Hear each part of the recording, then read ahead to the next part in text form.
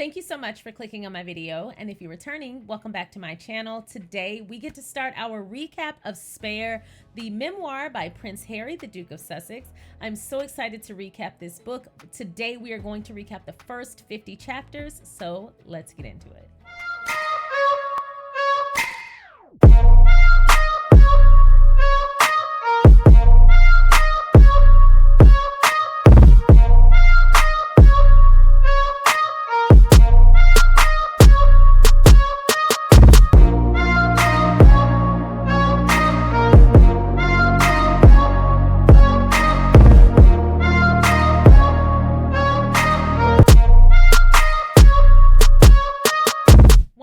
Thank you so much for clicking on my video. If you have not already, feel free to go ahead and like this video, subscribe to my channel, and turn on that notification bell. I want to say a big hello to everyone who's watching, the subscribers, the viewers, but mainly the members. Thank you so much for supporting the channel. So I'm going to say a huge hello to the Patreon members and the friend circle, and I'm going to curtsy to the royal court.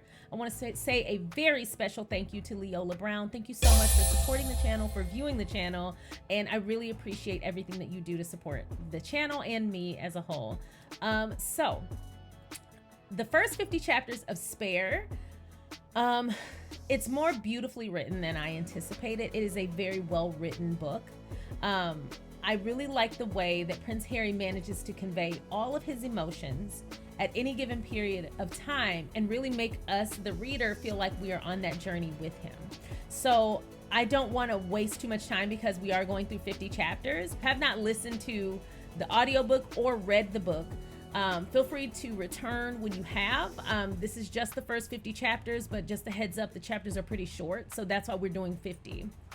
But we start off with Prince Harry having traveled back to the UK for Prince Philip's funeral, and I feel like the writing in this section in particular opens the book up with such a feeling of love and respect and reverence, not only for Prince Harry and his family, but for Prince Philip and Princess Diana as well. Even though they've passed on, it doesn't mean that they're not still very much part of his family and his life. But he paid such great respect to them in this opening of the book. I also felt like the settings, he took us on a journey and he described the settings, the color of the bed sheets, how crisp they were, the way he refers to staff. You would think that he were talking about family. He really paints the picture of his mindset, but also these relationships. He manages to capture the complexities of these relationships while still respecting not only the truth and the story itself, but still, in large part, their privacy. And what I have found is every character, which is a real person in real life, every character in this memoir is given proper dignity. Mind you, I am using the term memoir now instead of memoir because I'm fancy. And if you haven't got on board, then you need to get on board because we're fancy over here on this channel. We're no longer country, loud, and trashy. We are gonna be fancy if it kills us. Manages to churn out great imagery, great feeling, and such detail to where you feel like you're there. And so this channel has talked about Princess Diana a lot. And so I'm not going to necessarily recount her passing because we've talked about it. We are going to mostly focus on what that spawned. So he takes us back to when he traveled home for Prince Philip's funeral and this surprise secret meeting that he decided to go to meet with William and Charles. And something that he does a great job of in this section is building the anticipation for seeing his brother and father again. And not only does he spend a lot of time really paying great respect to Prince Philip, but also noting the things they have in common, he also does the same thing for Princess Diana. And one of the things that I will say is the way he described Princess Diana is the way that any parent would hope that their child feels about them. I think every parent wants their kid to walk away from their experience of childhood feeling this way about their parenting. Diana definitely left a very positive mark on Prince Harry, and it's very evident in the way that he speaks about her with such love, reverence, and respect. He definitely captures her light, and at one point he actually describes her as a light, and I would say that's the perfect description. But in the midst of all this beauty, he brings us back to present day, essentially, a more recent time when he is about to meet with his father and his brother, when he's home to say goodbye to Prince Philip. And he recognizes that as soon as his brother and father show up, they show up together. They made him wait, a clear power move. They show up together, a show of alliance, which he noted, and they're walking in step, which leads him to immediately recognize that they are in sync in their messaging.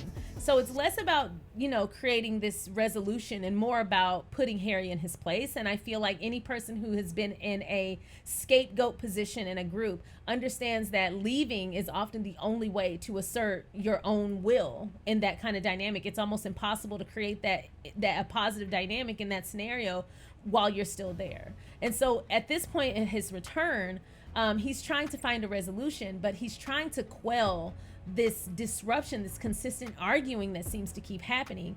But what he ends up experiencing is they're not listening. They're cutting him off at times together. It's very clear that they came with kind of like a rehearsed argument, and they're speaking in tandem, and they're essentially ganging up on my guy. So it's really sad to hear that that's how it turned out. But that's how bullies operate. They're not going to admit they're wrong. They're going to try to push you into submission versus reconcile. And they're essentially just waiting for Harry to give up. And they see it as more him acting out instead of knowing his place. And as two heirs, they would never understand how Harry feels. So, but the thing is, they just don't have to abuse him in the process. You don't have to understand someone to show empathy. So he shares with us the impact that his mother had on him, and how he truly feels like his mother would want Will, Charles, and himself to get along and to work this out. That's something that seems to plague him. And I would say in large part, that's one of the driving reasons why he continues to try.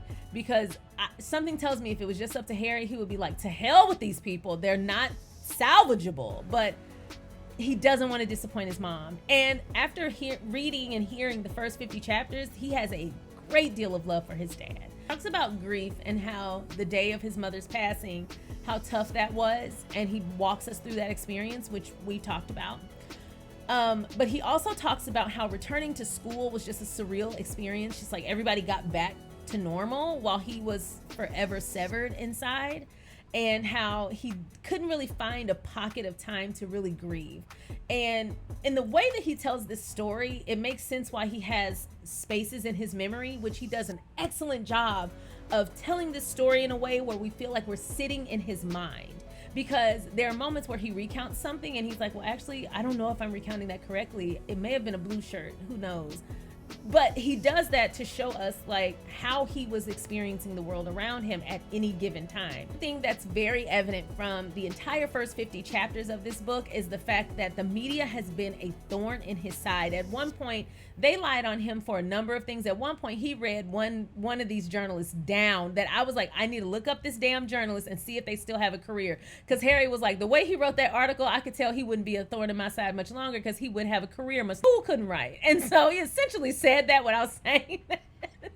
But he read his ass down. So some of the things and some of the lies that were told about Harry in the media as a child was at one point he cut his hair. And Harry had long, straight, red locks, and then he comes back from school and they're spiky. I never noticed that. And I'm surprised that I didn't, because now that I know the story, it's very evident that there was a huge change in his hair. It's because he shaved it all off. He had a friend cut all his hair off. But the story that he tells when he runs upstairs, because he and William are in the same boarding house in high school. They're in the same house. But on different floors, with Harry given very strict instructions, don't you bring your ass up here. But he runs up to tell William, and he's looking for some comfort from William, and William is like, why did you do that? He has a very big brother response. It's a very funny story. I don't know if it was intended to be, but it was funny because their little banter back and forth, and then finally Harry's just like, to hell with it. He's just angry. It's very funny, but also that's messed up. But because of this little encounter, someone leaked the story to the press, and although they didn't have a photo of Harry, they decided to create a computer-generated photo of a bald Harry, which he was not bald, a bald-headed Harry, and he said he looked like a skinhead, and they published that on the front of the paper, and I think it was the Mirror who did that. And so he was very upset. Another encounter was when he broke his thumb during, I think it was rugby, and the tabloid said he was on life support.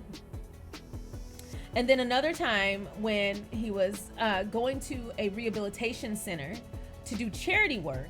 And then later, he was photographed doing that. And then later, a couple years later, he was trying drugs and it got to the media. They decided to share a story of him supposedly going to rehab because he was overdosing and misusing drugs at a high level. And they used the photo of him going to do charity as him entering rehab.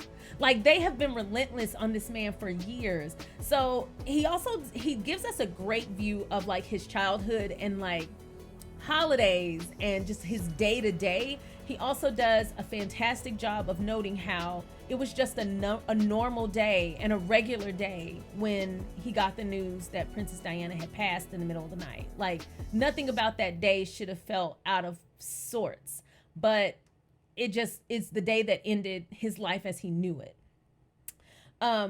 He does a great job of depicting how he viewed every family member that was surrounding him at that time, at that age, one of which is Princess Margaret, who he called Aunt Margot.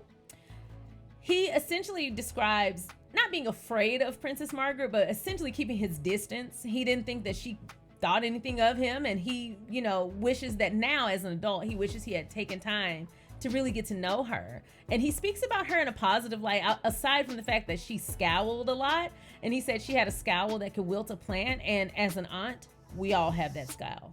And so I didn't think that he was saying she was scaring him necessarily. I felt like he just described her and her demeanor as a young boy who was terrified of his aunt because she didn't really have anything to do with him. I thought it was quite detailed and pretty accurate because we all have family members like that. So anyway, I have aunts, like great aunts, like siblings of my grandparents who I knew and loved, but I was like, you seem like you tussle. Let me leave you alone. People will find a reason to be mad. But he did describe one Christmas that she gave him a biro pen with a fish wraparound for Christmas. And he just was like, I acted like that was the best gift in the damn world. And you know what's actually kind of funny? She gave him a pen and here he is telling his story in writing, in ink. She might have had foresight. She was probably trying to be shady. But keep in mind, the royal family doesn't give regular Christmas gifts. They give like gag gifts and funny gifts. So that was probably why she gave him that. And I think that's what he was alluding to, but trying to make it like he was just going in on Princess Margaret. And that is not what he did. So he also talks about Tiggy, not the model Twiggy. Tiggy, she was his nanny, but she liked to refer to herself as one of his friends, or as their friends, him and William. And as he describes her, he really liked Tiggy. And he really enjoyed her as his nanny, but Princess Diana did not like Tiggy. She felt like Tiggy was being groomed to be her replacement, and as he described it, her potential usurper. And so Princess Diana did not fool with Tiggy, and it made him feel a little guilty for enjoying time with Tiggy because he didn't want to hurt his mom's feeling and he didn't want to feel disloyal. This is one of those things that I feel like children should not bear the weight of choices of adults and the feelings of adults. I understand that, Princess Diana was an amazing woman. She accomplished so much. She did so much. So it's not like she was a bad person. Everybody falls short.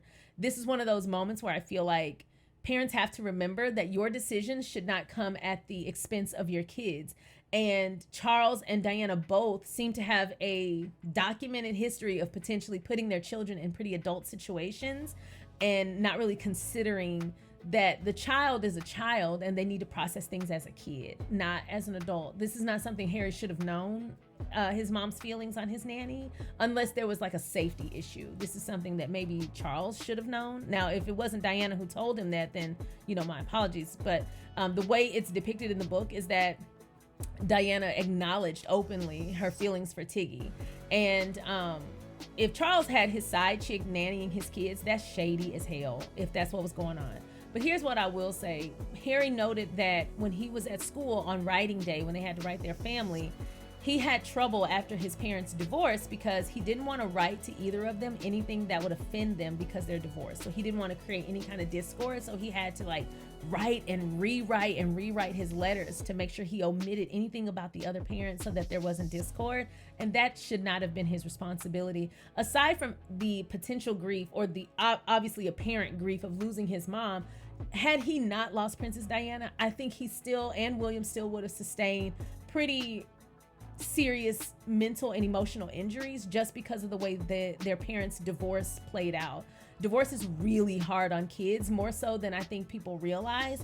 And since most of the children of divorce don't recognize the impact until they're adults, there isn't a lot done about it. And I think there needs to be more discussion about how to properly handle divorces so that children are protected. We got to go with him on his first trip to Africa, on his first trip to the Australian outback. The way he described these new experiences with such detail, I really could tell how impactful they were to his overall life journey.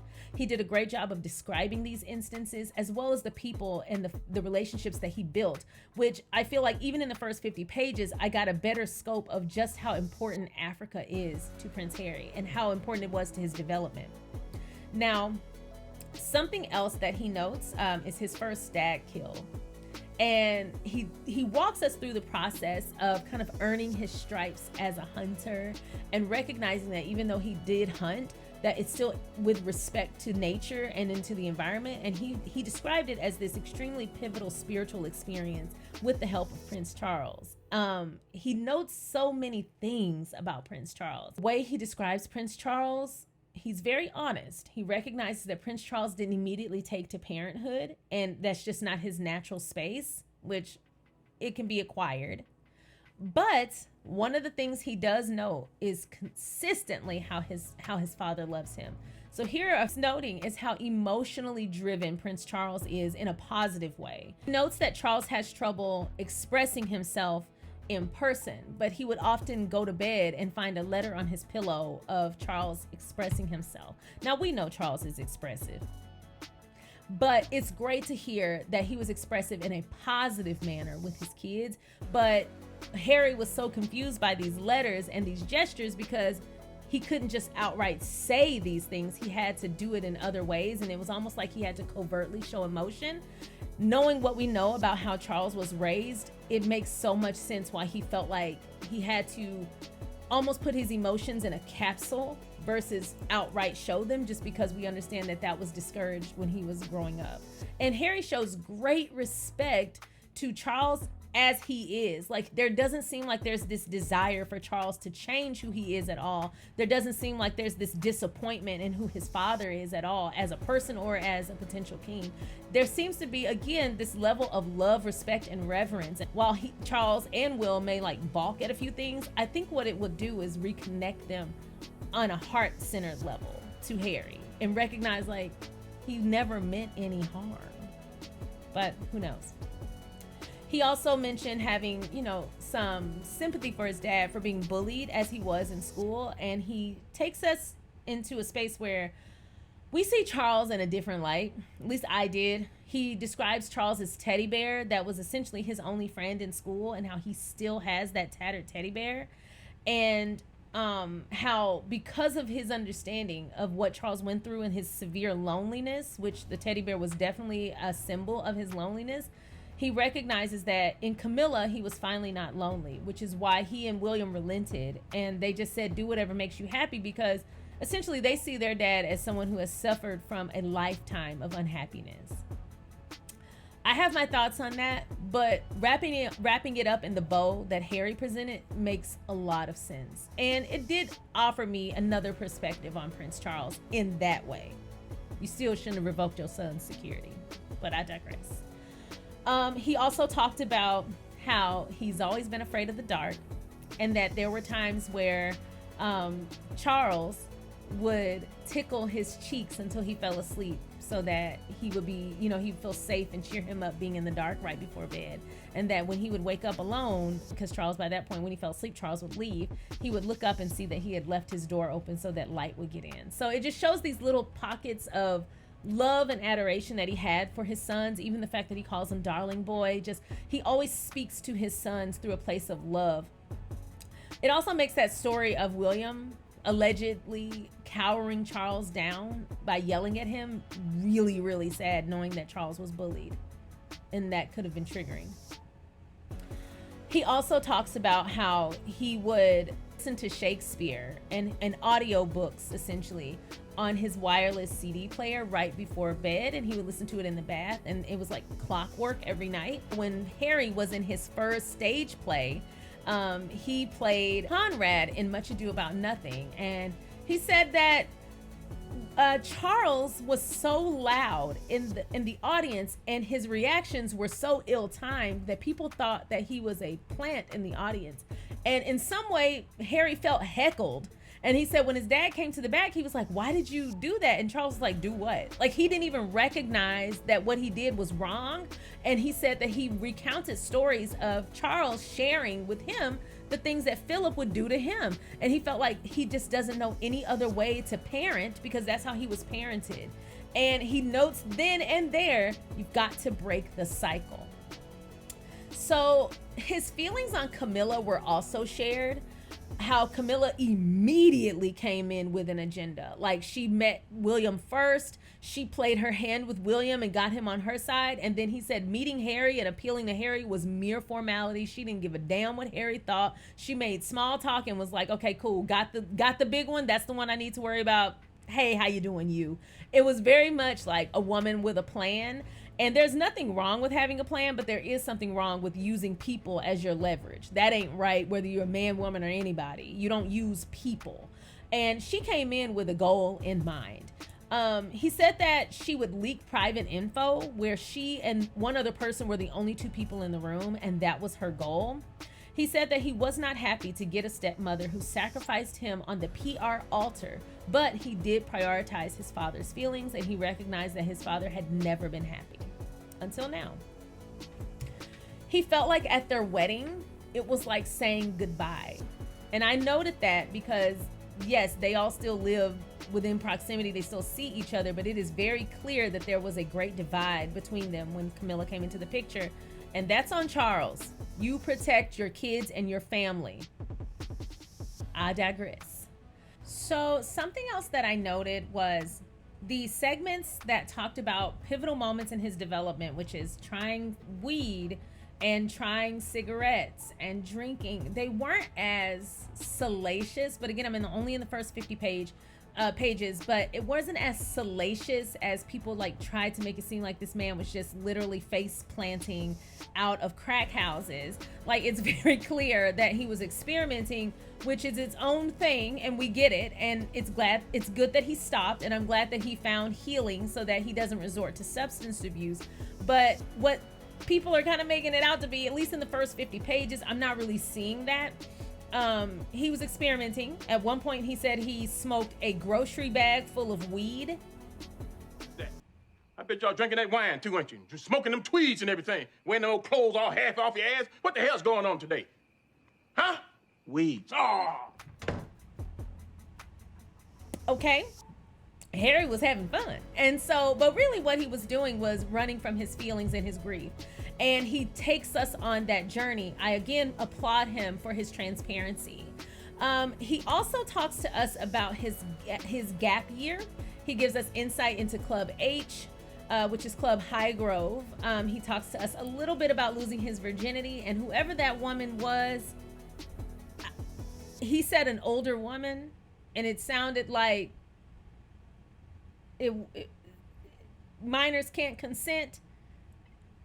And we'll leave that there so that I don't get in trouble here on YouTube. But minors can't consent. So Harry has had a number of traumatic experiences that he seems to think are normal. And actually, he uses the term, these perfectly normal experiences are treated as if they're remarkable in some way, while these very abnormal experiences are normalized. And that's the nuance that he has to live within as a royal, but also amidst of all the scandal. So throughout all of this, again, he is noting how the media plays a significant role in the way that his life is routed. He had to leave the Australian outback early because paparazzi spotted him, and he had to go because he didn't want to, harm his hosts with all this media attention and it's ruined their peaceful life. So the paparazzi consistently play a role in changing the route in some way of Harry's life. Diana's butler's tell-all and how the family reacted to that, and how the butler wasn't looking for any kind of truth to be said. He was trying to get clout, and the family reacted swiftly, but he didn't really know the details as to if the butler ever got the meeting that he requested. He doesn't really know the details, but he assumes that they probably left him out of it for a good reason. Harry seemed like he might have at that time been a little hothead, which I think he acknowledges throughout the book, that during his process of grieving but also growing up, he had moments, severe moments of, as he described it, the red mist of rage. But he also talks about meeting Chelsea Davy, which he said that he was attracted to her because she was different. And the term he used was the sentence he used was, when he met her, immediately upon shaking his hand, she wasn't fitting herself for a crown. It's interesting because we know of someone else who he eventually landed with was not impressed with him being a prince. She was impressed with him. And it seems like that's what he values, and I understand it, and for good reason. The costume.